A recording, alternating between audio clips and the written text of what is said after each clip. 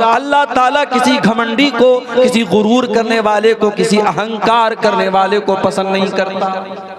मेरे प्यारे साथियों, हमने अगर हुकूकुल इबाद के अंदर कोताहियां की हैं, अगर हमने किसी का हक मारा है, अगर हमने किसी की जमीन व जायदाद को हड़प लिया है, किसी का माल अगर हमने हड़प लिया है, कल अल्लाह की बारगाह में दुनिया की करेंसी न चलेगी, दुनिया का रुपया पैसा न चलेगा, दुनिया की जमीन न चलेगी। दुनिया में अगर हमने किसी का हक मारा है तो कयामत के दिन की करेंसी तो नेकियां होंगी, कयामत के दिन की करेंसियां तो गुनाह होंगे। अल्लाह के नबी फरमाते हैं, मेरी उम्मत का सबसे गरीब आदमी, मेरी उम्मत का सबसे कल्लाश आदमी, सबसे फकीर और मुफलिस आदमी वो होगा जो कयामत के दिन नमाज लेकर के आएगा, रोजा लेकर के आएगा, ज़कात लेकर के आएगा, वयाती कद शतम हाजा, लेकिन किसी को गाली दी होगी, वह अकल माल हाजा, किसी का माल हड़प लिया होगा, वह क़ज़फ़ हाजा, किसी के ऊपर झूठा इल्जाम लगाया होगा, वह सबक दम हाजा, किसी का खून बहाया होगा, फयूता हाजा मिन हसनातिही व हाजा मिन हसनाती, जितने लोगों का उसने हक मारा है सबको उसकी नेकियां बांट दी जाएंगी। कुछ लोग रोजा लेके चले जाएंगे, कुछ लोग नमाज लेकर के चले जाएंगे, कुछ लोग हज और उम्रा लेकर के चले जाएंगे।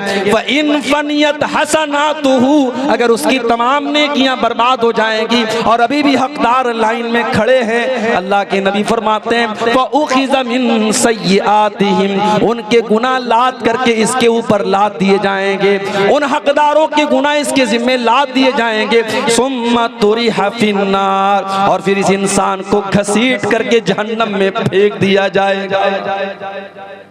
इतना खतरनाक, जहन्नम में फेंक दिया जाएगा उस नमाजी को, उस रोजेदार को, उस हाजी को, उस उम्रा करने वाले को जिसने हुकूकुल इबाद में कोताही की होगी। मेरे भाई, इसीलिए अल्लाह के नबी फरमाते हैं मन कानत इंदहु मज़लमतुन लिअखीही, अगर अपने मुसलमान भाई के ऊपर तुमने जुल्म किया है, ज्यादती किया है, अत्याचार किया है, अन्याय किया है, उससे दुनिया में तुम छुटकारा पालो, उसका हक दे दो, उससे जो बेईमानी तुमने की है उसको माफ करा लो। अगर तुमने नहीं माफ कराया, अल्लाह के नबी फरमाते हैं कयामत का दिन आएगा, वहां तुम रुपये के बदले रुपया न दे पाओगे, जमीन के बदले जमीन न दे पाओगे, वहां माफ करने से भी काम न चलेगा, वहां तुम्हें अपनी नेकियां देनी पड़ेगी और सामने वाले के गुनाह तुम्हारे ऊपर लाद दिए जाएंगे। अम्मा आयशा फरमाती है, एक मर्तबा अल्लाह के नबी सहाबा के साथ बैठे, एक सहाबी आए, अय अल्लाह के नबी, मेरे बहुत सारे गुलाम हैं और वो मेरे साथ बड़ी बदतमीजी करते हैं, बड़ी नाफरमानी करते हैं, मैं जो बात कहता हूँ वो नहीं मानते हैं। अय अल्लाह के नबी, मैं उनको सजाएं देता हूँ। अय अल्लाह के नबी, मैं अपने गुलामों को मारता हूँ, पीटता हूँ, सजा देता हूँ। अय अल्लाह के नबी, मैं डरता हूँ कहीं मेरी सजा के ऊपर अल्लाह ताला मेरी पकड़ तो नहीं करेगा। अल्लाह के नबी फरमाते हैं मेरे साहबी, तुम्हारे गुलामों ने जितनी तुम्हारी नाफरमानी की है और तुमने जितनी सजा दी है, दोनों को अल्लाह ताला क्या नापा जाएगा, दोनों को तौला जाएगा। अगर उनकी नाफरमानी तुम्हारे गुनाह, तुम्हारी सजा से ज्यादा होगी तो अल्लाह ताला तुम्हें उसके बदले में कुछ नेकियां दे देगा, अल्लाह ताला क्या तुम्हारा फायदा हो जाएगा। लेकिन उनकी नाफरमानी के मुकाबले में अगर तुम्हारी सजा ज्यादा हो जाएगी, ऐ मेरे साहबी, उनकी नेकियां तुम्हारे अकाउंट में, तुम्हारी नेकियां उनके अकाउंट में डाल दी जाएंगी, तुम्हारी नेकियां उनको दे दी जाएंगी। अगर तुम्हारी सजा ज्यादा हो जाएगी तो सहाबी इतना सुनने के बाद एक कोने में जाकर के रोने लगते हैं। अय अल्लाह के नबी, मैंने तो कभी ये सोच करके सजा न दी कि मेरी सजाओं को तौला जाएगा, मेरी सजाओं को नापा जाएगा। न जाने कितनी बार ऐसा मौका आया होगा, मैंने अपने गुलामों को कितना मारा है, कितनी सजाएं दी हैं। अय अल्लाह के नबी, ये तो बड़े घाटे का सौदा मैंने कर दिया, न जाने मेरी कितनी नेकियां बर्बाद हो जाएंगी। सहाबी रोने लगे, चीखने लगे, चिल्लाने लगे। अल्लाह के नबी फरमाते हैं ऐ मेरे सहाबी, क्या तूने कुरान की आयत नहीं पढ़ी है, व नज़उल मवाज़ीनल क़िस्त लियौमिल क़ियामा, व नज़उल मवाज़ीनल क़िस्त लियौमिल क़ियामा, हम क़यामत के दिन इंसाफ का तराजू रखेंगे। अल्लाह ताला क़यामत के दिन इंसाफ का तराजू रखेगा। फ़इन काना मिस्क़ाल हब्बतिन मिन खरदलिन अतैना बिहा व कफा बिना हासिबीन। अल्लाह फरमाता है तुमने राई के दाने के बराबर भी अगर कोई गुनाह किया होगा, तुमने राई के दाने के बराबर भी अगर कोई नेकी की होगी, हमारे तराजू पर वो सामने आ जाएगी। हिसाब हम लेंगे मेरे बंदो, जब हम हिसाब लेंगे तो एक एक दाने का हिसाब लेंगे, एक राई के दाने के बराबर का भी हिसाब लेंगे। सहाबी रोने लगे, ऐ अल्लाह के नबी, जब अल्लाह के तराजू पर इतना खतरनाक मामला होगा, ऐ अल्लाह के नबी ये तो मेरी बर्दाश्त के बाहर है, ये तो मेरी कैपेसिटी के बाहर है, मैं इतना बड़ा रिस्क नहीं ले सकता। इन्नी उशहिदु कान्नहुम कुल्लुहुम अहरार। ऐ अल्लाह के नबी मैं आपको गवाह बना के कहता हूँ, मैंने अपने सारे गुलामों को आज से आजाद कर दिया। मैंने उनको जो भी सजाएं दी थी सब माफ कर दिया, जो भी उन्होंने गलती की थी सब माफ कर दिया, और मैं आपको गवाह बना के कहता हूँ मैंने सबको आजाद कर दिया। यह है हुकूकुल इबाद का मामला। आज अफसोस होता है, कचहरियों में चले जाओ, अदालतों में चले जाओ, भाई भाई के खिलाफ केस लड़ रहा है, बाप बेटे के खिलाफ केस लड़ रहा है, रिश्तेदार रिश्तेदार के खिलाफ केस लड़ रहा है। सबसे ज्यादा आपस में लड़ाई झगड़े हमारी मुसलमान कौम के अंदर आज हो रहे हैं। ये शर्म की बात है। हमें तो सबसे ज्यादा हुकूकुल इबाद के मामले में मोहतात रहना चाहिए। मेरे प्यारे भाइयों, अल्लाह के नबी गारंटी देते उस इंसान को। आपने फरमाया अना ज़ईमुन बिबैतिन फी रबज़िल जन्ना, मैं जन्नत के बीच में, मैं जन्नत के दरमियान में उस इंसान को मकान की गारंटी देता हूँ। वो लोगों कटिहार में जमीन खरीदने वाले बड़े खुशनसीब अपने आप को मानते हैं, पूर्णिया और अररिया में जमीन खरीदने वाले अपने आप को बड़े खुशनसीब मानते हैं। मेरे नबी तुमको जन्नत में जमीन दिला रहे हैं, मेरे नबी तुमको जन्नत में प्लॉट दिला रहे हैं, बस एक काम करना है। आना ज़ईमुन बिबैतिन फी रबज़िल जन्ना, मैं जन्नत में उसको मकान की गारंटी दे रहा हूँ, मैं जन्नत में उसको फ्लैट की गारंटी दे रहा हूँ, मैं जन्नत में उसको बिल्डिंग की गारंटी दे रहा हूँ। लिमन तरकल मिरा व इन काना मुहिqqन, जो हक पर रहने के बावजूद झगड़ा छोड़ दे, वो इंसान हक पर है फिर भी झगड़ा नहीं कर रहा है, लड़ाई नहीं कर रहा है, वो लड़ाई करना छोड़ दे, झगड़ा करना छोड़ दे, मैं उसको जन्नत की गारंटी देता हूँ। आज तो जरा जरा सी बात है, भाई भाई से ताल्लुक तोड़ लेता है, बाप बेटे से बात नहीं करता है, बहन भाई से बात नहीं करती है, यहां तक दुश्मनियां हो जाती है। इंसान मरने लगता है, अपनी औलाद को वसीयत करके जाता, खबरदार मेरे भाई से तुम ताल्लुक मत रखना, मेरे बाप से तुम ताल्लुक मत रखना, मेरी बहन से तुम ताल्लुक मत रखना।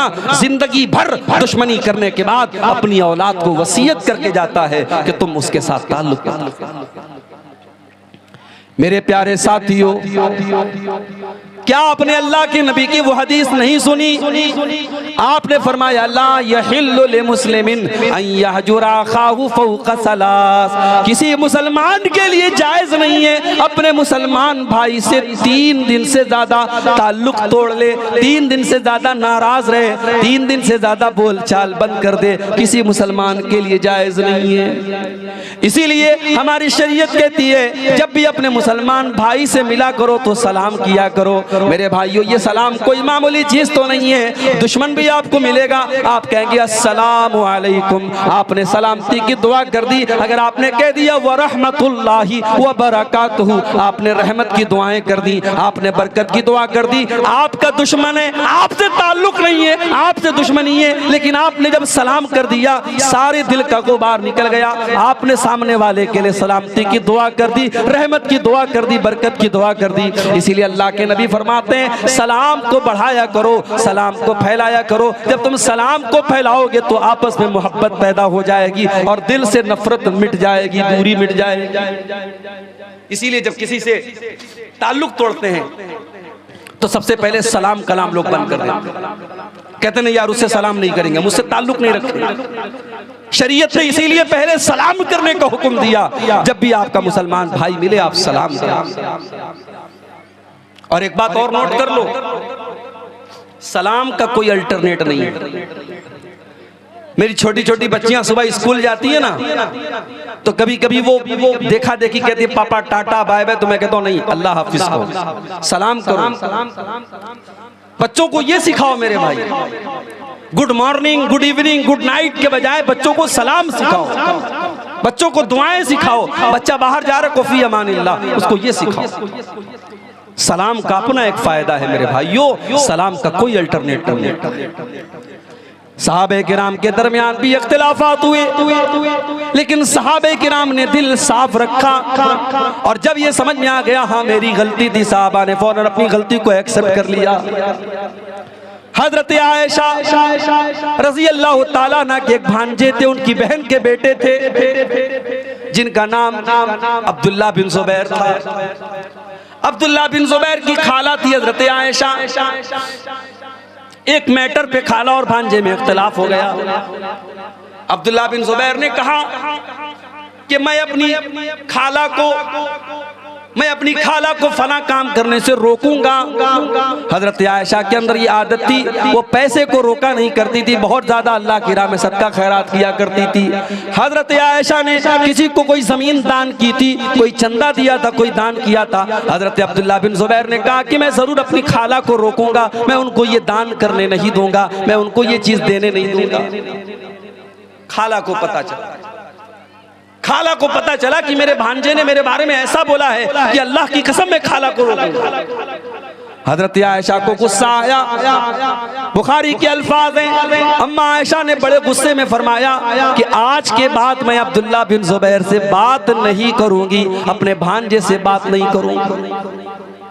ओ लोगों, इंसान तो दोनों हैं, अम्मा आयशा भी इंसान है, भांजा भी इंसान है, दोनों सहाबी है, और दोनों को गुस्सा आ गया। अब्दुल्ला बिन जुबैर की बात सुनकर के अम्मा आयशा ने कहा मैं आज के बाद कभी उनसे बात नहीं करूंगा।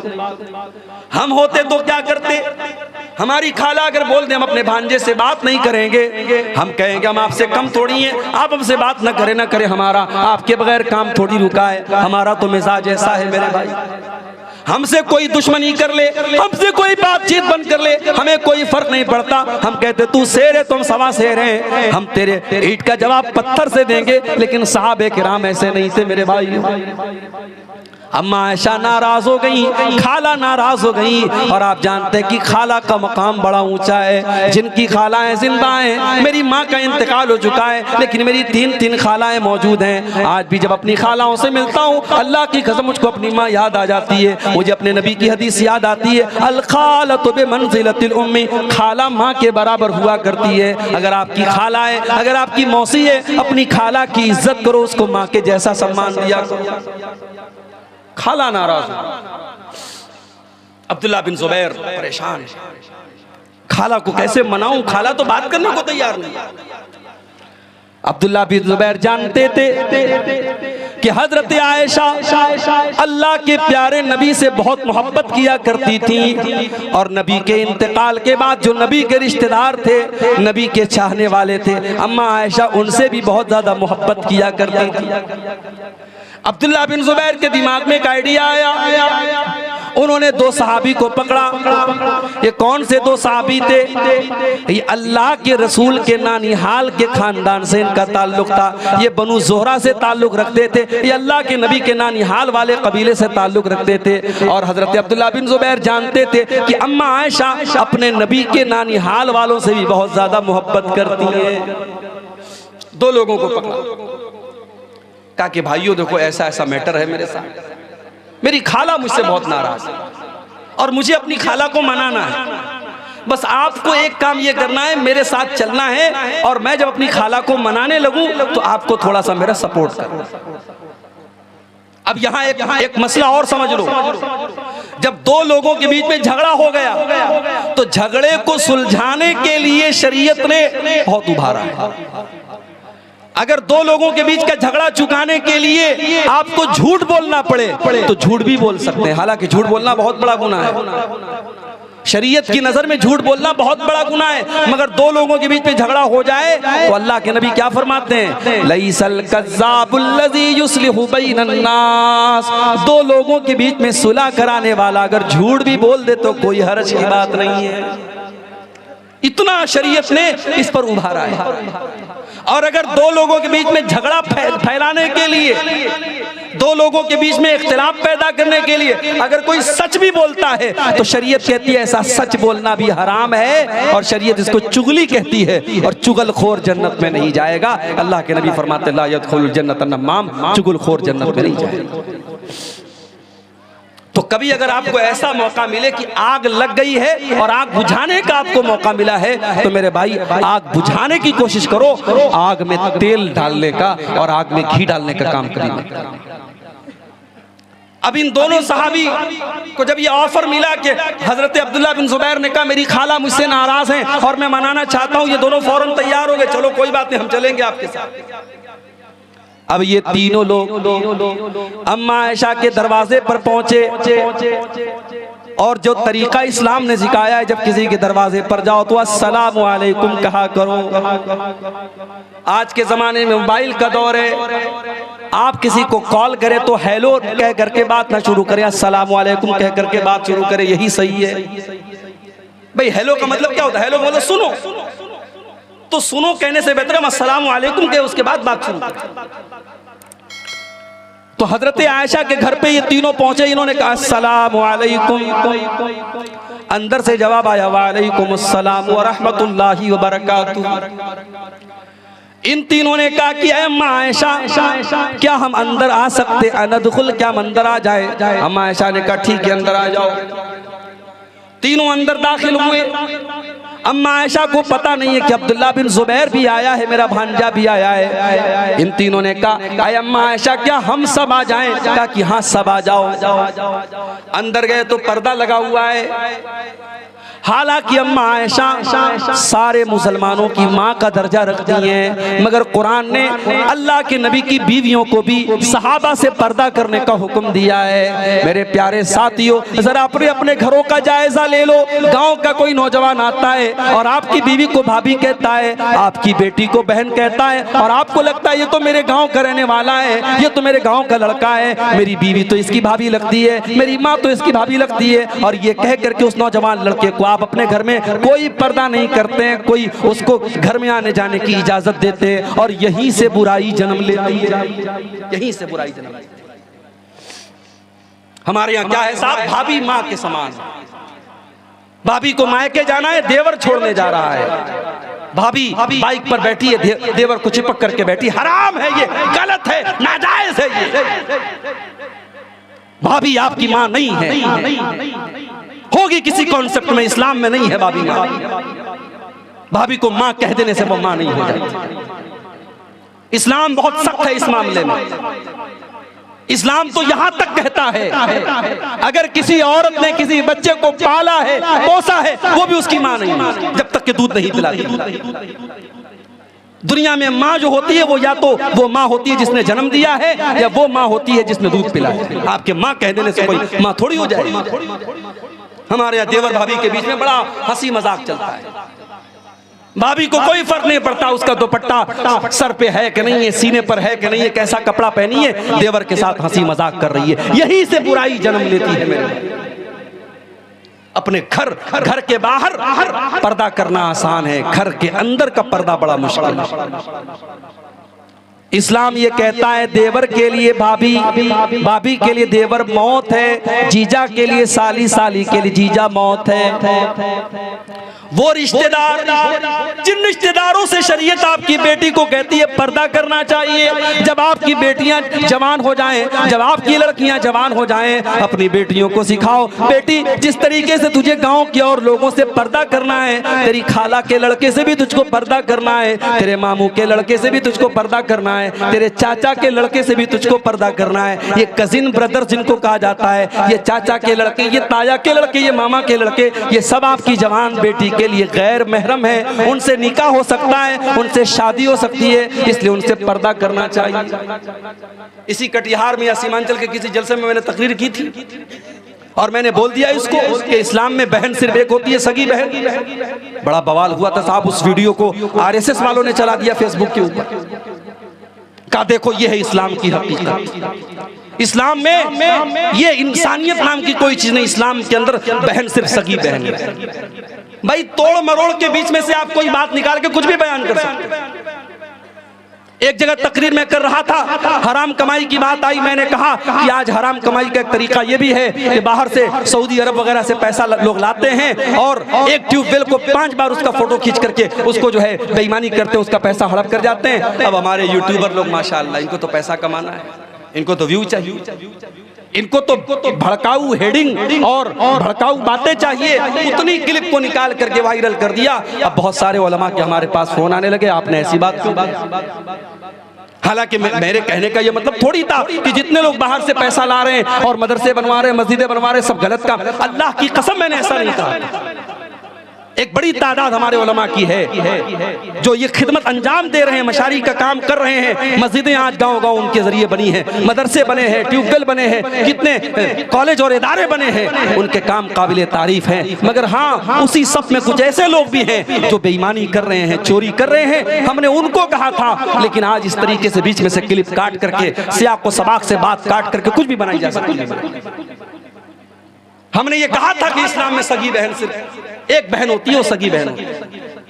इसका मतलब ये नहीं होता है कि इस्लाम जो है वो इंसानियत नहीं सिखाती। इस्लाम औरत के मामले में बहुत सेंसिटिव है। इस्लाम ये कहता है कि औरत के ऊपर गलत नजर डालने के पहले सोच लो कि तुम्हारी बहन और बेटी पर भी कोई गलत नजर डालेगा। इस्लाम ये कहता है जब तुम ये चाहते हो तुम्हारी बहन को कोई और न देखे तो तुम भी किसी और की बहन को मत देखो। फेसबुक पर लोग बहन बना लेते हैं। फेसबुक पर हमारे मुसलमान लड़कियां और लड़के फेसबुक चलाते हैं। मुसलमान लड़की फेसबुक चला रही है, मैसेज आया, अस्सलामु अलैकुम बहन कैसी हैं आप? वालेकुम सलाम। अभी बहन भाई से बात शुरू हुई, वो आई लव यू पर जाके कब खत्म होगी नहीं मालूम। इसीलिए मैं कहता हूं कि सोशल मीडिया आज बेहयाई और ज़नाकारी का बहुत बड़ा अड्डा बनता चला जा रहा है। और मैं अक्सर हदीसों में तकरीरों में वो हदीस भी पेश करता हूं। अल्लाह के नबी ने फरमाया, जब एक मर्द और एक औरत जब अकेले में मिलते हैं तो तीसरा वहां शैतान होता है। अगर फेसबुक पर भी एक लड़का लड़की अकेले में बात कर रहे हैं, व्हाट्सएप पर लड़का लड़की अकेले में बात कर रहे हैं, तो तीसरा शैतान मौजूद है। चाहे वो लड़का बहुत मुत्तकी और परहेजगार हो, वो लड़की बहुत बड़ी आलिमा हो, मदरसे में पढ़ने वाली नेक लड़की हो, तब अगर एक लड़का और लड़की फेसबुक पर, व्हाट्सएप पर, इंस्टाग्राम पर, टेलीग्राम पर, किसी भी प्लेटफॉर्म पर अगर बात कर रहे हैं तो तीसरा शैतान वहां पर भी मौजूद है मेरे। इसलिए पर्दा बहुत जरूरी चीज है। बेटियां जवान हो जाए, समझाओ कि सबसे बात नहीं करना है, सबके सामने बेपर्दा नहीं आना है। तुम्हारी खाला का लड़का, तुम्हारे चाचा का लड़का, तुम्हारे मामू का लड़का, ये गैर महरम है तुम्हारे लिए। हमारे लड़कों के दोस्त आते हैं घर में, हमारी बहन चाय लेकर के आती है, भाई के दोस्तों के सामने चाय ला कर रखती। क्यों भाई? कहते अरे यार मेरी बहन है तो मेरे दोस्तों की, तेरे कहने से तेरे दोस्तों की बहन हो जाएगी। आपको मालूम नहीं है जिन दोस्तों को आप अपने घर में लाते हैं और आपकी जवान बहन उनको चाय पिलाती है, वो दोस्त आपस में जब जाते हैं तो कहते हैं यार फलाने की बहन तो माशाअल्लाह बड़ी खूबसूरत है, उस पर कमेंट बाजी होती है, आपको अंदाजा नहीं।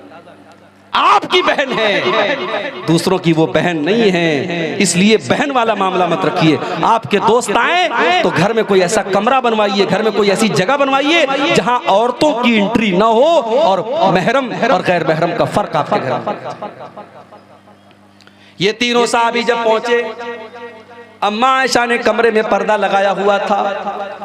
कमरे के उस पार अम्मा आयशा बैठी हुई हैं, इस पार ये तीनों लोग बैठे हुए हैं। जैसे ये तीनों लोग पहुंचे, अब्दुल्ला बिन जुबैर पर्दे के उस पार जाते हैं और अपनी खाला के गले लग करके रोने लगते हैं और कहते हैं खाला जान मुझको माफ कर दीजिए, मुझे वो बात नहीं बोलनी चाहिए थी जो मैंने बोली है। गौर करो मेरे भाइयों, आज के दौर में कौन अपनी गलती को मानता है, लेकिन अब्दुल्ला बिन जुबैर ने अपनी गलती को माना। कहा खाला जान मुझसे गलती हो गई, मुझको माफ कर दीजिए। अपनी खाला के गले लग करके रोने लगे। खाला कहती है नहीं नहीं, मैंने बहुत बड़ी कसम खाई थी, मैं अपनी कसम को नहीं तोड़ूंगी, मैं तुझसे बात नहीं करूंगी। अम्मा आयशा जब ये बोलने लगी, इधर से ये दोनों सहाबा कहने लगे अरे अम्मा आयशा आप तो नबी की बीवी हैं, आप तो नबी की बड़ी चहेती बीवी हैं, क्या आपने नबी का ये फरमान नहीं सुना, क्या आपने नबी की ये हदीस नहीं सुनी ला यहिल्लु लिमुस्लिमिन अन यहजुरा अखाहु फौqa सलास, किसी मुसलमान के लिए जायज़ नहीं कि अपने मुसलमान भाई से 3 दिन से ज़्यादा ताल्लुक तोड़ के रखे। अम्मा आयशा, आपका भांजा है, आपकी बहन का बेटा है, चलो मान लिया उसने गलती कर दी, अब माफ़ी मांग रहा है, आप माफ़ कर दीजिए, अपने भांजे को माफ़ कर दीजिए, उससे बोल चाल शुरू कर दीजिए। वो दोनों उधर से उभार रहे हैं, इधर से अब्दुल्ला बिन जुबैर गले लग के रो रहे हैं। आखिर अम्मा आयशा ने माफ़ कर दिया और अपनी कसम को तोड़ने की वजह से 40 गुलाम आज़ाद किए उन्होंने कफ़ारे के तौर पे। और जब भी इस वाक़े को याद करती थी अम्मा आयशा इतना रोती थी, इतना रोती थी, उनका दुपट्टा उनके आंसू से भीग जाता। ये सहाबा थे मेरे, सहाबा से सीखो। दिल में बुग़्ज़ मत रखो मेरे भाई, दिल में बुग़्ज़ रख के जाओगे अल्लाह के पछताना पड़ेगा। किसी का हक मारा है तो हक दे दो। हुकूकुल इबाद का मामला बहुत खतरनाक है। और जब हुकूकुल इबाद की बात आई है तो ये भी कान खोल करके सुन लो, अपनी जुबान का भी बड़ा नपा तुला इस्तेमाल करो, जुबान का इस्तेमाल भी बड़ा नपा तुला करो। किसी को जुबान से कुछ कहने के पहले सोच लिया करो। आपके सीमांचल के कई जलसों में, तकरीरों में मैं नहीं आ पाया, कुछ मजबूरियां थी मेरे साथ, कुछ मसाइल थे मेरे साथ, हो सकते हैं किसी के साथ। यकीन करें मेरे भाइयों, लोगों ने फोन करके इतना बुरा भला का, इतनी गालियां दी कि आप नहीं सोच सकते। कभी कभी तो दिल इतना टूट जाता है, दिल चाहता है कभी इस इलाके में कदम न रखा जाए। लेकिन हम ये भी जानते हैं अगर 10 लोगों ने बुरा भला कहा है तो 100 लोग ऐसे भी जो अपनी आंखों पर, अपनी पलकों पर बिठाने वाले और दुआएं देने वाले और याद करने वाले हैं। मेरे भाइयों, आप जुबान से क्या किसको बोल रहे हैं इसका भी हिसाब होगा अल्लाह के यहाँ। अल्लाह के प्यारे नबी हजरत मुआज इब्ने जबल से कहते हैं कि ऐ मुआज इब्ने जबल, अमलिक अलैका लिसानक, ऐ मुआज इब्ने जबल, अपनी जुबान को तू कंट्रोल कर ले। सारे दीन का खुलासा, सारी शरीयत का खुलासा, सारे इस्लाम का खुलासा ये है, तो अपनी जुबान को कंट्रोल कर ले। हजरत मुआज इब्ने जबल ने कहा, ऐ अल्लाह के नबी, व इन्ना लमुआखज़ून बिमा नतकल्लमु बिही, ऐ अल्लाह के नबी, क्या जुबान से हम जो बोलते हैं क्या उसके ऊपर भी अल्लाह ताला हमारी पकड़ करेगा? क्या उस पर भी अल्लाह ताला हमको सजा देगा? आपने फरमाया, ऐ मुआज, मैं तो तुमको बहुत समझदार आदमी समझा करता था, तुम ये कैसी बात कर रहे हो? वहल युकब्बुन नासु अला मनाखिरिहिम इल्ला हसाइदा अलसिनतिहिम, ऐ मुआज, कल क़यामत के दिन लोग नाक के बल घसट करके जहन्नम में जाएंगे, उनको घसीट करके नाक के बल जहन्नम में डाला जाएगा। इसी जुबान के करतूतों की वजह से, इसी जुबान से किए जाने वाले अमाल की वजह से। जुबान की हिफाजत करो मेरे भाई, जुबान से किसी को तकलीफ मत पहुंचाओ, जुबान से किसी की चुगली मत करो, किसी की ग़ीबत मत करो, किसी की जासूसी मत करो, किसी के बारे में कमेंट मत करो। अपनी फिक्र करो, अपने बच्चों की फिक्र करो, अपने अमाल की फिक्र करो। अब आइए उस आयत को थोड़ा हम तफसील से देखते हैं, जो आयत मैंने खुतबे मसनूना की बात पढ़ी थी, सूरह निसा की आयत नंबर 36।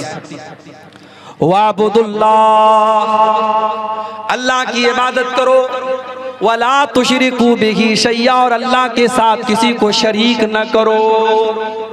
दुनिया का सबसे बड़ा गुनाह शिर्क अल्लाह क्या माफ नहीं हो सकता। हमें लगता है कहीं रेप हो रहा है, कहीं चोरी हो रही है, कहीं कत्ल हो रहा है, कहीं हत्या हो रही है, हमें लगता है बहुत गुनाह हो रहा है और शिर्क हो रहा है, कोई बात नहीं।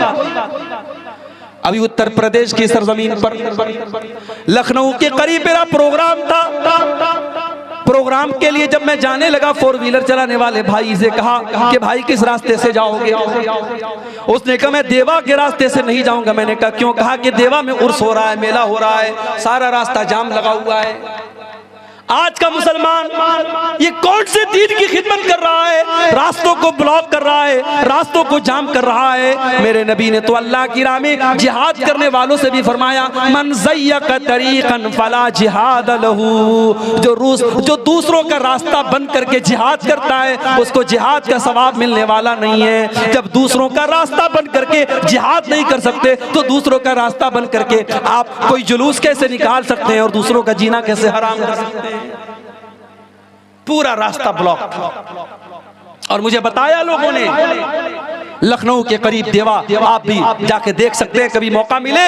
उस देवा में उर्स होता है और उर्स के मौके पर वहां तवाइफें आती हैं, नाचने गाने वाली रंडियां आती हैं और वहां नाचती हैं और गाती हैं और मुसलमान तमाशे देखता है। और ये दीन के नाम पर, इस्लाम के नाम पर, मजहब के नाम पर शर्मानी चाहिए। वज़ा में तुम हो नसारा तो तमद्दुन में हुनूद, ये मुसलमान है जिन्हें देख के शर्माए।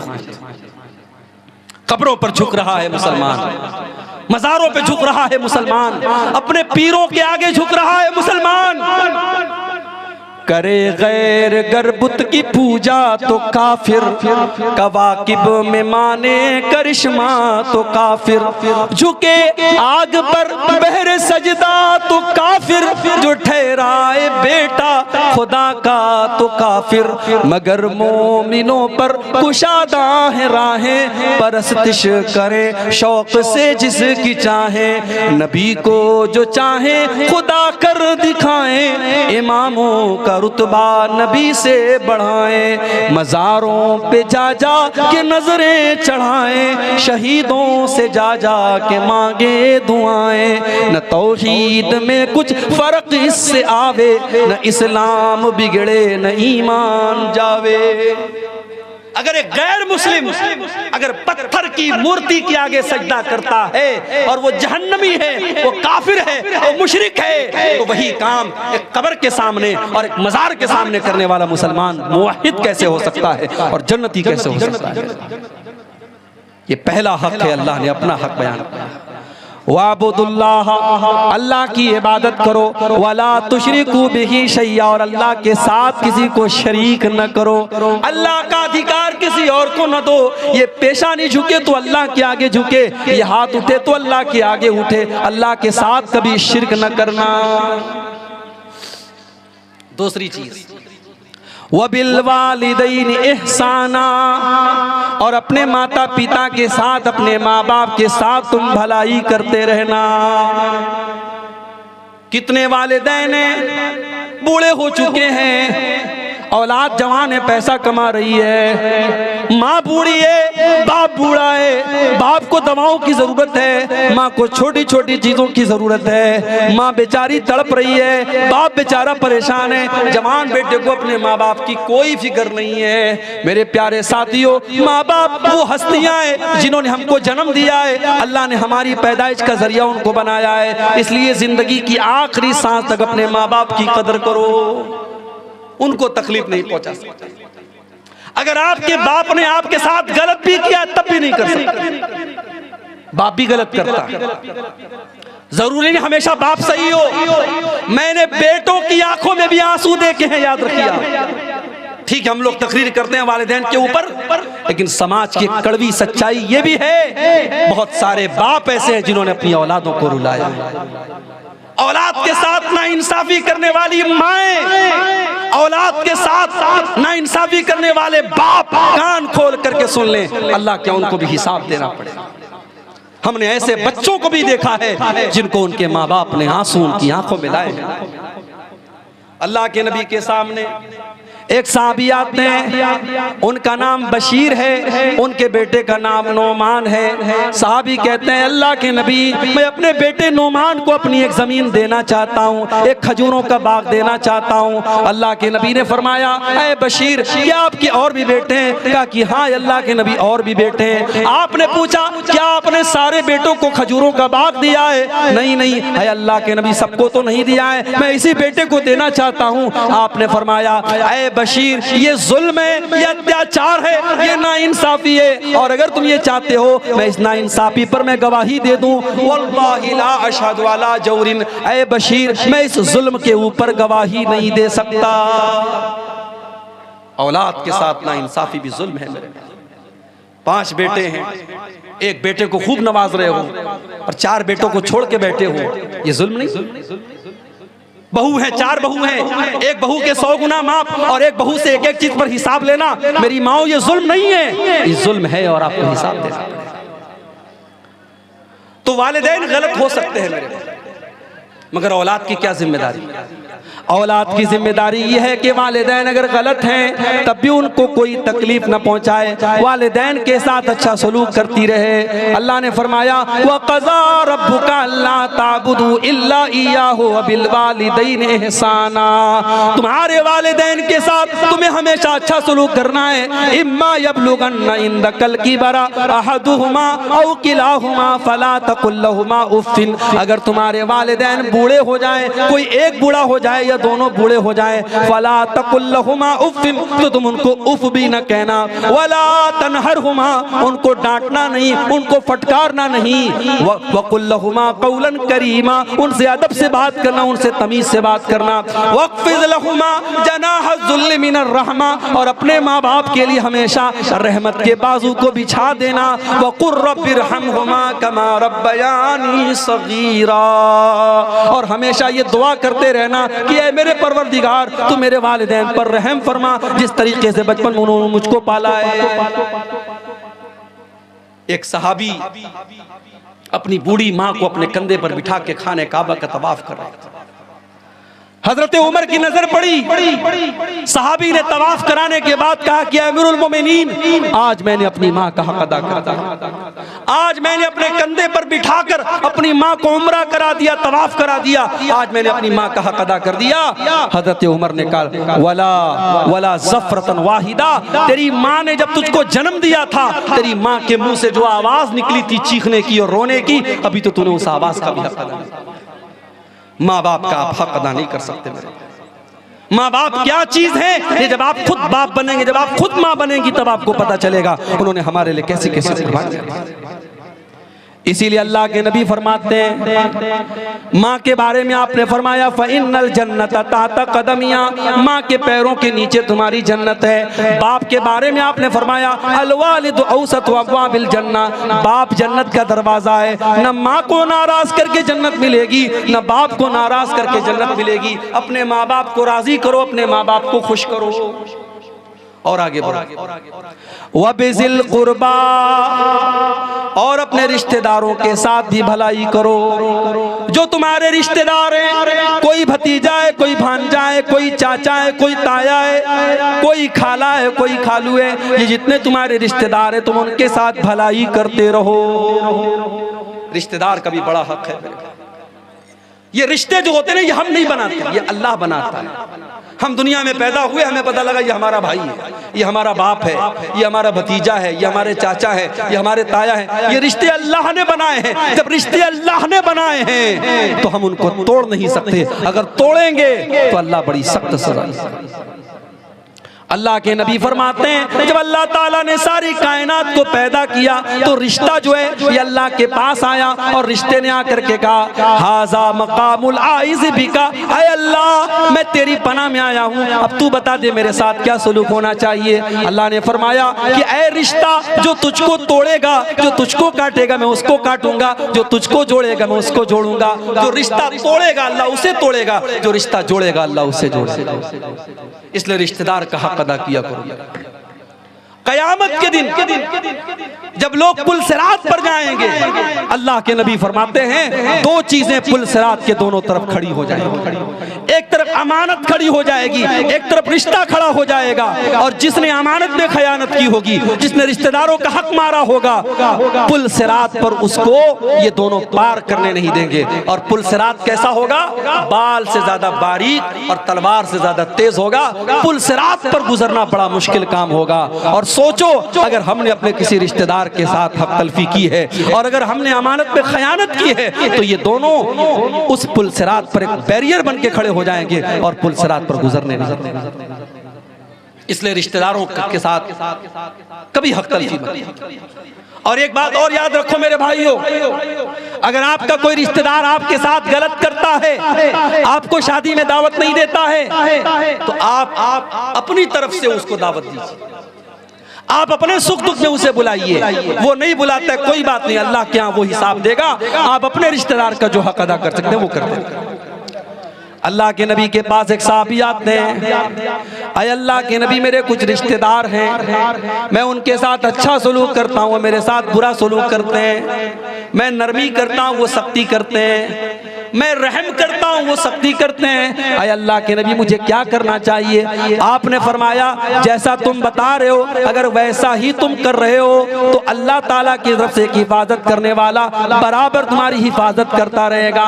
जब तक तुम इस तरीके पर अमल करते रहोगे अल्लाह की तरफ से एक हिफाजत करने वाला बराबर तुम्हारी हिफाजत करता रहेगा। तो हक रिश्तेदारों का हक अदा किया करो।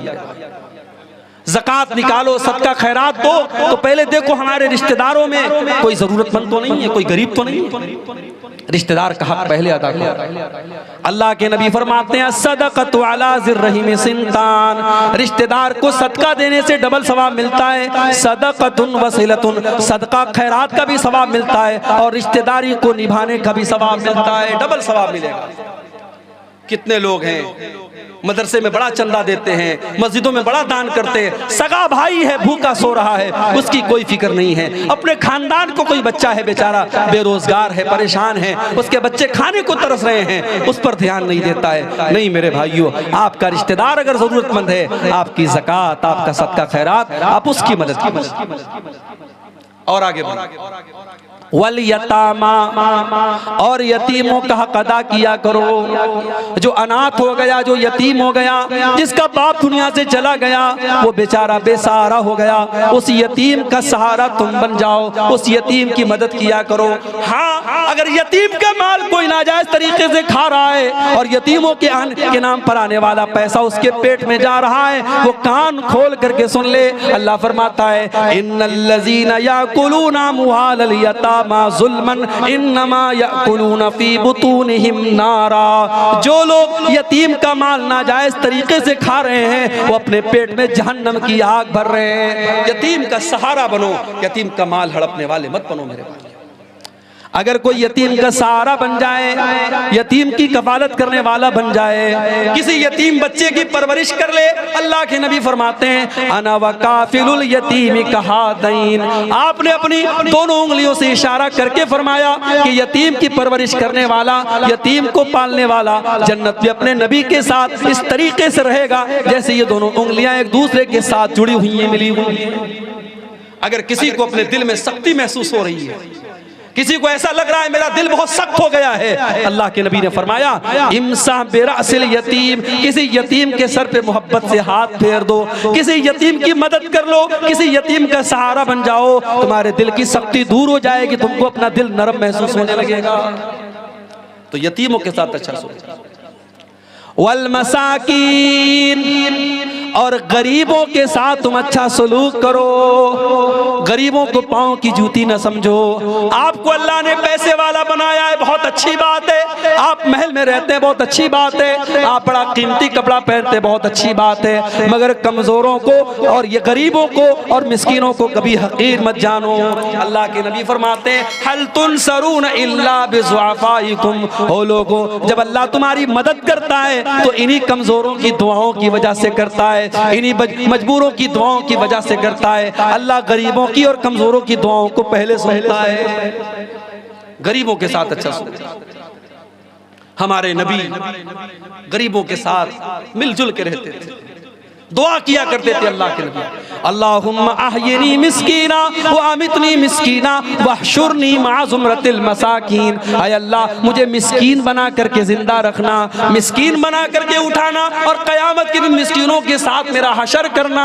पता ये चला कि गरीबों और मिस्कीनों को हकीर न जाना जाए। अगर हमें अल्लाह ने नवाजा है, उन गरीबों की मदद करें, मदद नहीं कर सकते मोहब्बत से टाल दिया करें, लेकिन गरीबों के साथ बदतमीजी न करें, उनकी तहकीर न करें। और आगे बढ़िए वल जारि ज़िल कुर्बा, और अपने उस रिश्तेदार के उस पड़ोसी के साथ अच्छा सलूक करो जो आपका रिश्तेदार भी है। एक होता है पड़ोसी, और अगर पड़ोसी रिश्तेदार भी है तो उसका डबल हक है। और बाज़ उलमा ने कहा कि यहाँ वल जारि ज़िल कुर्बा से मुराद वो पड़ोसी है जो मुसलमान है। एक तो पड़ोसी है ऊपर से मुसलमान है, पड़ोसी का हक अपनी जगह और मुसलमान भाई का हक अपनी जगह, उस पड़ोसी के साथ अच्छा। जन्नत में नहीं जा सकते हम अगर पड़ोसी को तकलीफ पहुंचाए। इस्लाम तो यहां तक कहता है आपका पड़ोसी आपके मजहब का है कि नहीं, आपके मसलक का है कि नहीं, पड़ोसी को तकलीफ नहीं पहुंचानी। अल्लाह के नबी फरमाते हैं वो इंसान जन्नत में नहीं जा सकता, वो इंसान जन्नत में नहीं जा सकता, वो इंसान जन्नत में नहीं जा सकता। सहाबा ने पूछा अय अल्लाह के नबी कौन नहीं जा सकता? आपने फरमाया मल्ला यामन जारुहु बवाइकहु, जिसका पड़ोसी उसकी तकलीफ से महफूज ना हो, जो अपने पड़ोसियों को तकलीफ पहुंचाता हो, अपने पड़ोसियों को ईज़ाएं देता हो, अपनी जुबान से तकलीफ पहुंचाता हो, अपने हाथ से तकलीफ पहुंचाता हो, वो इंसान जन्नत में नहीं जाएगा। पड़ोसी का बहुत बड़ा हक है। यहां तक अल्लाह के नबी ने फरमाया खाना बना रहे हो, सालन में थोड़ा पानी बढ़ा दो। अगर तुमको पता चल जाए तुम्हारे पड़ोसी कुछ बेचारे भूखे हैं, अपने सालन, अगर सालन ज्यादा पकाने की ताकत नहीं है, उस सालन में पानी बढ़ा दो ताकि उन पड़ोसियों तक भी सालन पहुंच जाए, उनको भी खाना खिला दो, उनकी भी मदद।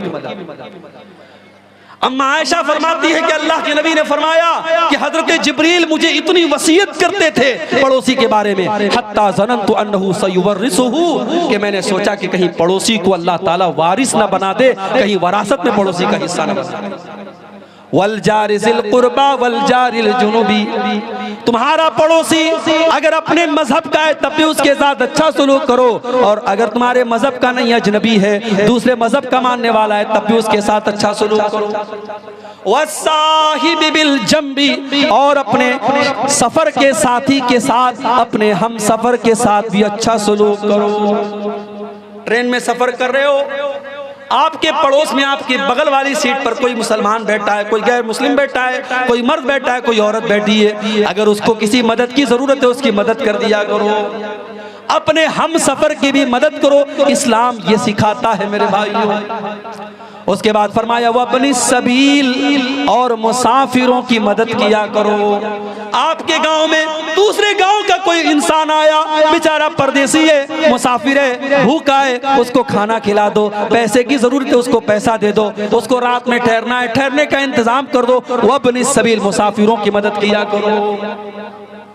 और आखिरी चीज वमा मलकत ऐमानुकुम, और अपने गुलामों के साथ, अपने लौंडियों के साथ अच्छा सलूक किया करो। हजरत अनस 10 साल तक अल्लाह के नबी की खिदमत करते हैं, और 10 साल तक अल्लाह के नबी की खिदमत करने के बाद कहते हैं कि 10 साल का अरसा गुजर गया, न तो आज तक कभी नबी ने मुझको मारा, न डांटा, न बुरा भला कहा, और मैंने नबी के जरिए कभी कोई सख्ती नहीं दी। अपने नौकरों के साथ, अपने अंडर में काम करने वालों के साथ हमेशा अच्छा सुनते। हजरत अबू ज़र ग़िफ़ारी अल्लाह के नबी के पास आते हैं, अय अल्लाह के नबी मेरा एक गुलाम है, मेरा एक नौकर है, मैंने गुस्से में उसको बुरा भला कह दिया, उसकी माँ का नाम लेकर के उसको ताना दे दिया। अल्लाह के नबी ने फरमाया ए अबू ज़र, ये तो बहुत गलत काम तुमने कर दिया। इन कमरून फी का जाहिलिया, ए अबू ज़र तुमने तो इतना गलत काम कर दिया, ये तो दौरे जाहिलियत का काम है, ये तो इस्लाम के पहले का काम है। ए अबू ज़र तुम्हारे ये जो नौकर चाकर हैं ये भी तुम्हारे भाई हैं, ये अलग बात है, अल्लाह ने तुमको मालिक बना दिया, अल्लाह ने उनको तुम्हारा नौकर बना दिया, वो तुम्हारे अंडर में काम कर रहे हैं। ए अबू ज़र अपने नौकरों को भी वही खाओ खिलाओ जो तुम खुद खाते हो, और जो खुद पहनते हो उनको पहनाओ, अच्छा खिलाओ, अच्छा पहनाओ, अच्छा उनको पिलाओ, और अगर कोई काम उनके ऊपर डालते हो उस काम में उनकी मदद किया करो। इस्लाम वो मजहब सिखाता, वो मजहब है मेरे भाई जो गुलामों के साथ, लौंडियों के साथ, नौकरों के साथ भी अच्छा सलूक करने की तालीम। अब जाहिर है जो मजहब गुलामों और लौंडियों के साथ अच्छा सलूक करने की तालीम देता है, क्या वो मजहब इस बात की इजाजत देगा कि आप अपनी बीवी के ऊपर हाथ उठाएं? बहुत सारे लोग हैं अपनी बीवियों को जानवरों की तरह मारते रहते हैं और ये समझते हैं कि साहब हम बड़े बहादुर हैं, हम बड़े तुर्रम खां हैं, हमारी बीवी तो हमसे डरती है। माफ कीजिए, बीवी को डरा करके रखने वाला शौहर बहुत अच्छा शौहर है। जो लोग ये कहते हैं ना बड़े फख्र से अपनी मूंछों पर ताव दे के कहते साहब मेरी बीवी तो मुझसे दब के रहती है, बीवी को दबा के रखना कौन सा कमाल की बात है? बीवी को ऐसे रखो कि बीवी आपसे मोहब्बत करे, आपकी चाहत में परेशान हो, आपके बगैर रह न सके, जिस तरीके से हमारे नबी सल्लल्लाहु अलैहि वसल्लम अपनी बीवियों को रखा। और याद रखो, जब पड़ोसी को तकलीफ देना हराम है, जब गुलाम को तकलीफ देना हराम है, तो बीवी को तकलीफ देना कैसे जायज है? इसीलिए अल्लाह के नबी अपने आखिरी खुतबे में, जिसको खुतबे हज्जतुल वदा कहा जाता है, उस खुतबे में आपने फरमाया अय्युहन्नास इस्तौसु बिन्निसाई खैरा, ऐ लोगों अपनी औरतों के बारे में अल्लाह से डरा करो, अल्लाह से डरा करो, अपनी औरतों के सिलसिले में अल्लाह का खौफ अपने दिल में पैदा करो। फ़इन्नकुम अखस्तुमुहुन्न बिअमानिल्लाह वस्तहललतुम फुरूजहुन्न बिकलिमतिल्लाह। जब तुमने अपनी बीवी के साथ निकाह किया, जब तुमने शादी की, मौलवी साहब ने अल्लाह का नाम लेकर के बीवी को तुम्हारे लिए हलाल कर दिया। जब मौलवी साहब ने कहा कि मैं फलानी का निकाह तुम्हारे साथ करता हूं और तुमने कहा मैंने कबूल कर लिया, तो बीवी कल सर से पैर तक तुम्हारे लिए हराम थी, आज सर से पैर तक हलाल हो गई। ओ लोगों, तुमने अल्लाह का नाम लेकर के अपनी बीवी से निकाह किया है और उसको अपने लिए हलाल किया है, इसलिए बीवी के ऊपर कोई जुल्म न करना, कोई अत्याचार न करना, उनके साथ बुरा सुलूक न करना। एक सहाबी ने अल्लाह के नबी से पूछा, अय अल्लाह के नबी, बीवी का हक क्या है हमारे? आज कोई शौहर ये नहीं पूछेगा, सारे शौहर ये कहेंगे मौलवी साहब औरतों को समझाइए। कोई शौहर कभी आके मौलवी साहब से ये नहीं कहेगा मौलवी साहब मुझको मेरा हक बताइए, मुझे क्या करना चाहिए बीवी के साथ। सहाबी ने आके पूछा, अल्लाह के नबी मा हक़्क़ु ज़ौजती अहदिना अलैहि, अल्लाह के नबी बीवी का हक हमारे ऊपर क्या है? आपने फरमाया अन तुतिमहा इज़ा तइमता व तुलबिसहा इज़ा लबिस्ता, जो तुम खाओ अपनी बीवी को खिलाओ और जो जिस स्टैंडर्ड का कपड़ा तुम पहनते हो अपनी बीवी को पहनाओ। वला तज़रिबिल वजह, और कभी बीवी के चेहरे पर हाथ न उठाओ। वला तुक़ब्बे, और कभी बीवी से गाली गलौज न करो। वला तहजुर इल्ला फिल बैत, और बीवी से जितना भी नाराज हो जाओ कभी घर के बाहर मत निकालो। घर का झगड़ा घर के बाहर न जाए, बीवी से नाराज हो घर के अंदर तक बात रखो, घर के बाहर बात नहीं जानी चाहिए। बीवी का हक ये है मेरे भाई। शौहर का हक क्या है? मेरी माए बहनें सुन लें, अल्लाह के नबी से पूछा गया बेहतरीन शौहर क्या है? बेहतरीन औरत कौन सी औरत है जो अपने शौहर के लिए बेहतरीन बीवी कौन सी है? आपने फरमाया अल्लती तसुर्रुहा इज़ा नज़र, बेहतरीन औरत की खूबी है जब शौहर देखे तो खुश हो जाए। व तुतीउहु इज़ा अमर, और जब शौहर कोई बात कहे तो बीवी मान जाए। वला तुखालिफुहु फी नफ्सिहा व मालिही बिमा यकरा, और अपनी आबरू के सिलसिले में और शौहर के माल के सिलसिले में कोई ऐसा काम न करे जो शौहर को ना पसंद हो। अपने शौहर के माल को कीमती समझे, शौहर के माल को पानी की तरह न बहाए और अपनी आबरू की हिफाजत करे, अपनी इज्जत की हिफाजत करे। ऐसी जगह न जाए जहां शौहर जाने से मना है। तो ये मियाँ बीवी के हुकूक है मेरे भाइयों, इनका भी हमें ख्याल करना चाहिए। और आखिरी बात जो बयान करके मैं बात खत्म करूंगा, क्योंकि अभी हमारे मौलाना मुनीरुद्दीन साहब की भी तकरीर होनी है, 2:30 बजने वाले हैं। आप ये सोचें मेरे भाइयों, ये हुकूक मैंने आपके सामने जो बयान किया, हुकूकुल इबाद का जो मैटर मैंने आपके सामने रखा, हमारे नबी की नजर में ये मैटर कितना बड़ा था। आप अल्लाह के नबी का आखिरी वक्त देखिए, अल्लाह के नबी का जब आखिरी वक्त है और आप परेशान हैं और जुबान से आपके अल्फाज सही तरीके से नहीं निकल पा रहे, इतनी कमजोरी है, इतनी बीमारी है, उस आलम में अल्लाह के नबी अपनी उम्मत को क्या वसीयत करके जाते हैं? अल्लाह के नबी उस हालत में अपनी उम्मत को वसीयत करके जाते हैं, अस्सलाता सलाता व मा मलकत ईमानुकुम। अल्लाह के नबी अपनी बीमारी के अय्याम में वसीयत करके जा रहे हैं, ओ लोगों नमाज की पाबंदी करते रहना, ओ लोगों नमाज का ख्याल करते रहना, व मा मलकत ईमानुकुम, और अपने गुलामों का, अपने लौंडियों का ख्याल करते रहना। अल्लाह के नबी अपने आखिरी टाइम में नमाज की वसीयत करके जा रहे हैं और हुकूकुल इबाद की वसीयत करके जा रहे हैं। और मुझे कहने की इजाजत दीजिए, आज इन्हीं दोनों मामले में हम सबसे ज्यादा पीछे। आज गांव-गांव में मस्जिदें बनी हुई हैं, मस्जिदों के जलसे आपके सीमांचल में हर साल होते हैं। मस्जिद तो बना ली शब भर में ईमान की हरारत वालों ने, मन अपना पुराना पापी था बरसों में नमाजी बन न सका।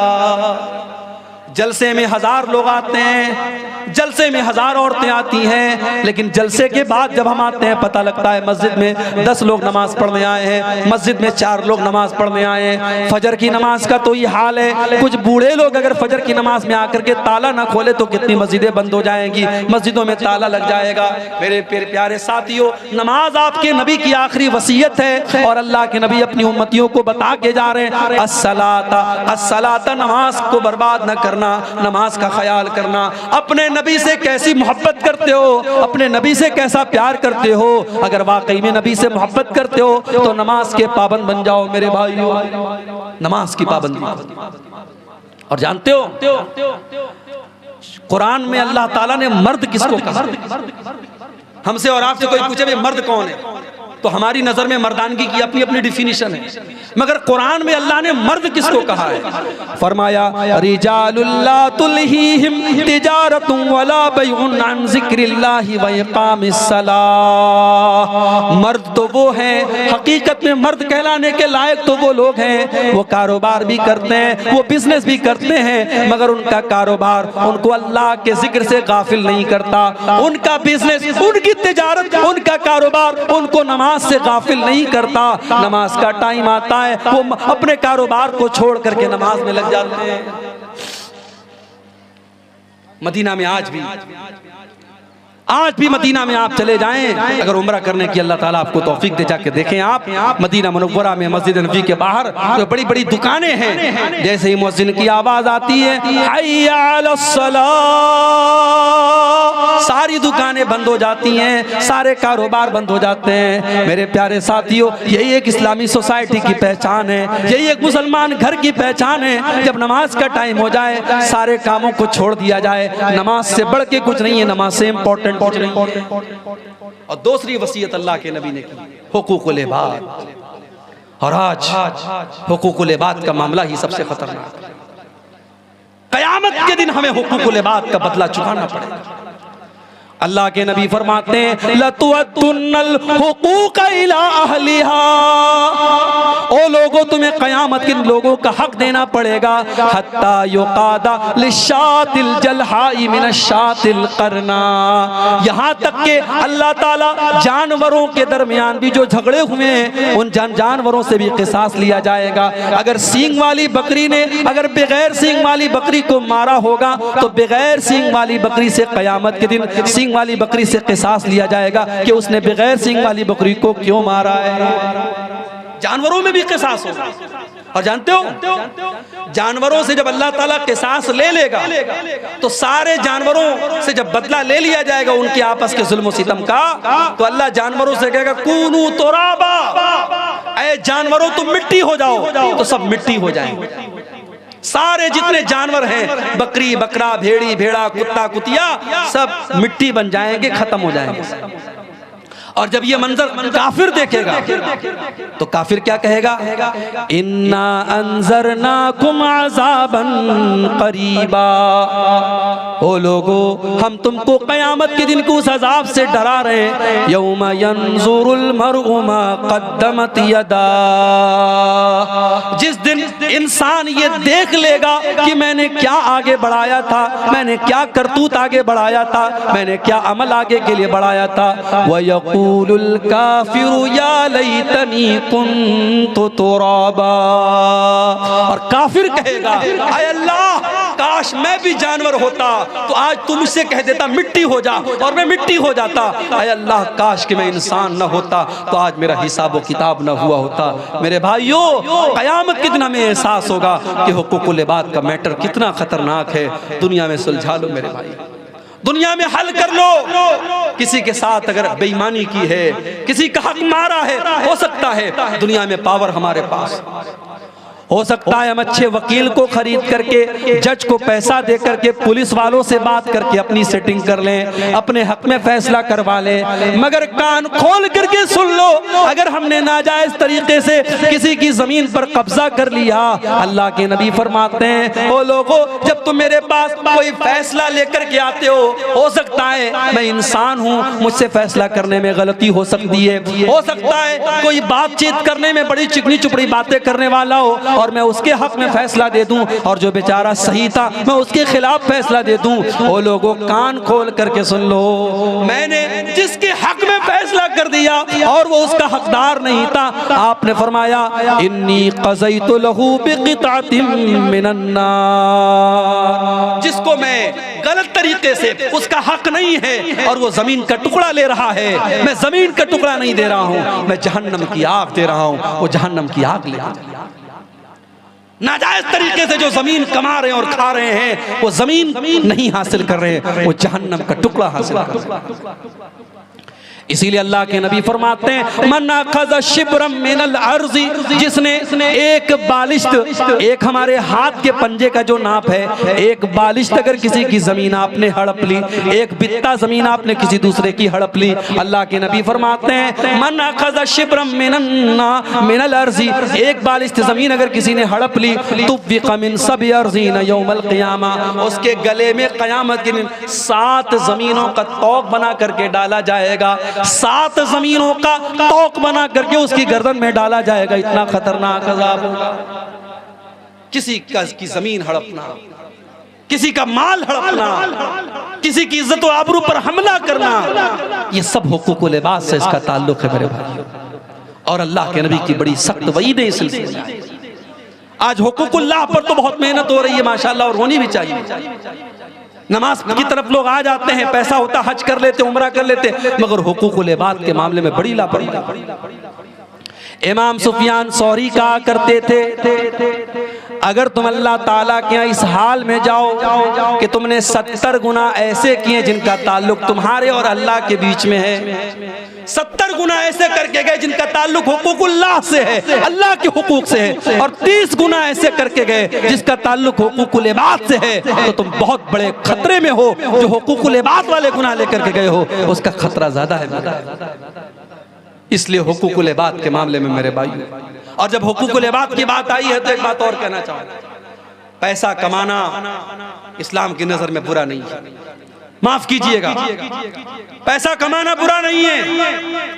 पैसा कमाने के हजारों रास्ते हैं, हलाल रास्ते हैं, खूब पैसा कमाओ। पूरे गांव में आपका मकान सबसे अच्छा बन जाए, हमें कोई प्रॉब्लम नहीं है। सबसे ज्यादा आपके पास दौलत आ जाए, कोई प्रॉब्लम नहीं है। प्रॉब्लम यह है कि इंसान पैसा कमाने के पीछे अंधा हो जाए। अभी मैंने सुना है आपके इलाके में क्रिप्टो करेंसी के जरिए पैसा कमाने की बड़ी होड़ मची हुई। एक नौजवान ने बताया बहुत सारी कंपनियां आई हुई हैं, इस कंपनी में पैसा लगा लो डेली इतना पैसा मिलेगा, इस कंपनी में पैसा लगा लो डेली इतना मिलेगा, 10 लोगों को जोड़ दो इतना पैसा मिलेगा। भाई साहब, आप अगर कहीं पैसा लगा रहे हैं, शरीयत में यह है कि आप तिजारत कर सकते हैं। अगर आप खुद तिजारत नहीं कर सकते, आपने किसी को पैसा दे दिया, वो बिजनेस कर रहा है, परसेंटेज तय हो गया, 50% वो खाएगा, 50% आप लेंगे, कोई मसला नहीं। लेकिन आपने जिस कंपनी में पैसा लगाया वो कंपनी क्या कर रही है, उसका बिजनेस क्या है, उसका कारोबार क्या है, कुछ आता पता नहीं। सब कॉइन खरीद रहे, क्रिप्टो करेंसी है, उलमा के फतवे मौजूद हैं। ये क्रिप्टो करेंसी सही नहीं है। करेंसी वो होती है जो आपके हाथ में होती है, जिसके आप मालिक होते हैं, जिसको आप जब चाहे तब खरीद सकते हैं, बेच सकते हैं, जिसको कंपनी लॉक कर दे रही है कि साहब आप 1 साल के लिए कुछ नहीं कर सकते, आपको डेली रिवार्ड मिलेगा, वो सही नहीं है। और नेटवर्किंग की जितनी शक्लें हैं, उलमा के फतवे मौजूद हैं तफसील से, आप उन फतवों को जाके देख लें, इंटरनेट पर भी आपको मिल जाएंगे। नेटवर्किंग के जरिए जितने काम हो रहे हैं ये बिल्कुल भी सही नहीं है। हलाल तरीके से कारोबार करो मेरे, जायज तरीके से। पैसा कमाना बहुत अच्छी बात है, पैसा कमाने के हलाल रास्ते अपनाओ। अल्लाह के नबी फरमाते हैं याती अलन्नासी ज़मानुन ला युबालिल मरउ मिन ऐना अख़ज़ल माल, एक दौर ऐसा आएगा इंसान परवाह नहीं करेगा कि माल कहां से कमा रहा है, हलाल तरीके से कमा रहा है कि हराम तरीके से कमा रहा है। पैसा तो कारून के पास भी बहुत था, लेकिन कारून का अंजाम क्या हुआ?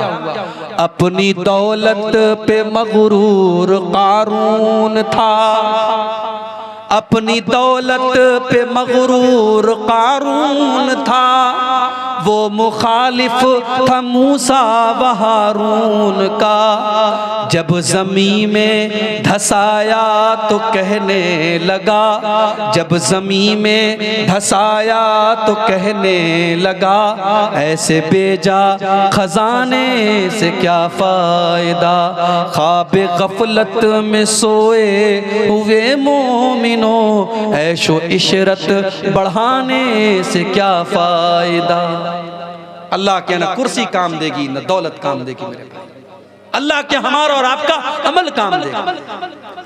था हुकूमत का फिरौन को भी नशा, जुल्म पर जुल्म खिलकत पे करता रहा।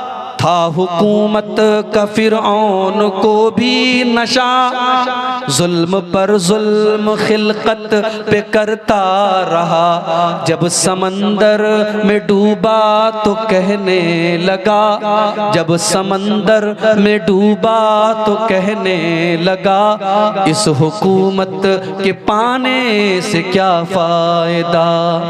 ख्वाब गफलत में सोए हुए मोमिनों, ऐशो इशरत बढ़ाने से क्या फ़ायदा। दौलत कमाने के हलाल रास्ते अपनाओ। ये सट्टे के जरिए पैसा कमाना, ये जुआ के जरिए पैसा कमाना, ये ऑनलाइन हराम तरीके से ऐप के जरिए पैसा कमाना, ये सही नहीं। मेहनत करो, तिजारत करो, दिमाग लगाओ। तिजारत करके लोग करोड़ों अरबों कमाते हैं, आप भी कमा सकते हैं मेरे भाई। हराम रास्ता, हराम की कमाई हमारे घर में आएगी, हमारी नेकियों को बर्बाद कर देगी। हमारे बच्चों की रगों में हराम का खून दौड़ेगा, हमारे बच्चों की नेकियां कबूल नहीं होंगी। अल्लाह के नबी फरमाते हैं, व मतअमुहु हराम व मशरबुहु हराम व मलबसुहु हराम व गुज़िया बिल हराम फअन्ना युस्तजाबु लिज़ालिक। जिसका खाना हराम कमाई का, जिसका पानी हराम कमाई का, जिसका कपड़ा हराम कमाई का, वो इंसान जितनी भी लंबी लंबी दुआएं करे, उसकी दुआ कहाँ से कबूल होगी। इसलिए मेरे भाइयों, हुकूकुल इबाद में ये बात भी शामिल है। हराम और नाजायज तरीके से हम किसी का माल न खाएं। अपने नौजवानों से कहना चाहता हूं, ताकतवर बनो, ताकत का गलत इस्तेमाल मत करो। अभी एक महीना पहले आपके इसी इलाके में एक प्रोग्राम हुआ था।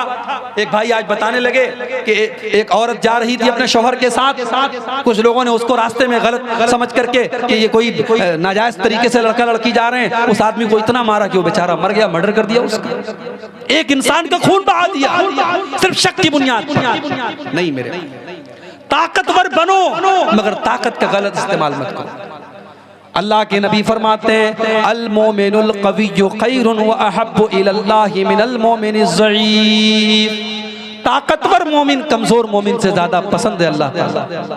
कमजोर भी पसंद है, ताकतवर भी पसंद है, मगर ताकतवर ज्यादा पसंद है। इसलिए ताकतवर बनो, अपने जिस्म के एतबार से भी, अपने इल्म के एतबार से भी, अपनी टेक्नोलॉजी के एतबार से भी और दौलत के एतबार से भी ताकतवर बनो। आज हमारी कौम को ताकतवर लोगों की जरूरत है, मगर ताकत का कोई मिसयूज नहीं होना चाहिए, ताकत का गलत इस्तेमाल नहीं होना चाहिए।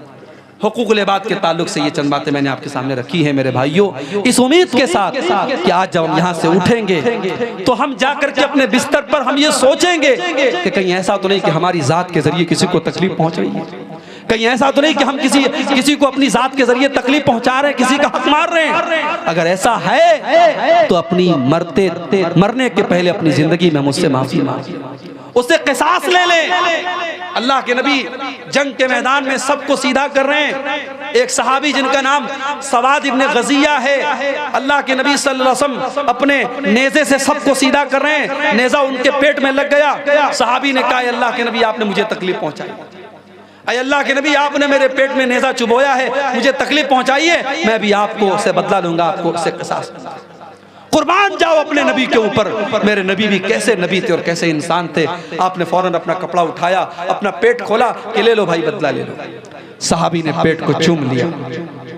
सहाबी ने कहा, अल्लाह के नबी मेरा मकसद आपसे बदला लेना नहीं था, मैं तो ये चाहता था आखिरी टाइम में, अभी जंग शुरू होने वाली है, क्या पता मैं अल्लाह की राह में शहीद हो जाऊं। अल्लाह के नबी मैं चाहता था मरने के पहले आखिरी मर्तबा आपके जिस्म को चूम करके जाऊं, आपके जिस्म को टच करके जाऊं, ये मेरा मकसद था अल्लाह के नबी, और कोई मकसद नहीं था।